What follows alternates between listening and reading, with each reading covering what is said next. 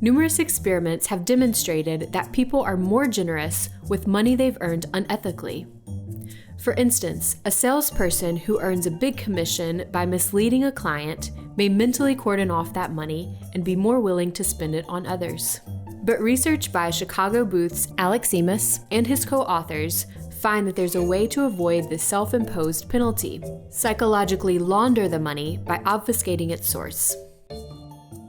What we kind of started with is this idea of mental accounting, placing psychological constraints on spending. So for example, money that you earn through salary or something like that, something that's expected, basically gets kind of associated mentally with things like savings, these psychological accounts. And these place constraints on how this money is actually used. So for example, money that is associated with the savings account is less likely to be used for entertainment than, say, if you got the exact same amount of money through a lottery or an unexpected bonus.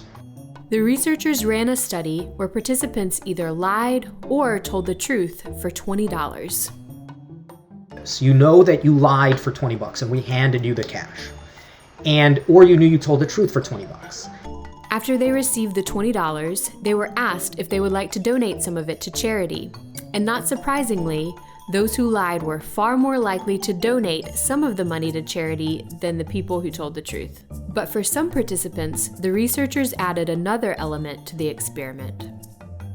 But what we introduced is this, what we call a laundering lottery. So essentially, this amount of money, this $20, was entered into a lottery for everybody, where this lottery had a super high chance of just returning the exact same amount of money back to you. With a tiny probability it increased it, with a tiny probability it took it away.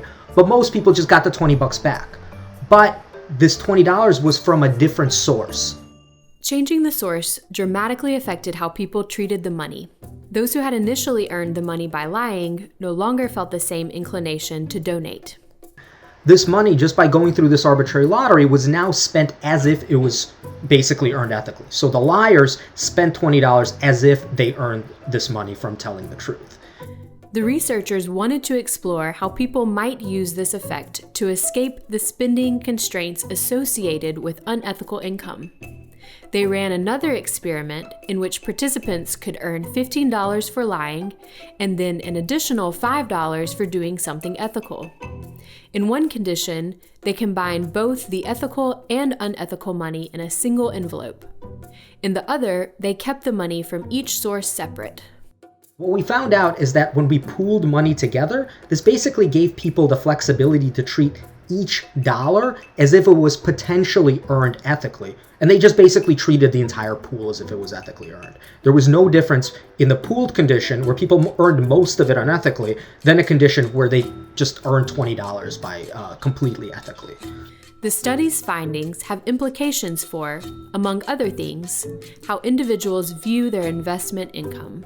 So if I'm trading a gun manufacturer or something like that, well, I'm also trading, a grocery store or Apple, and my money kind of gets pooled all together. So I don't really feel a lot of guilt from the fact that I'm making money from a gun manufacturer.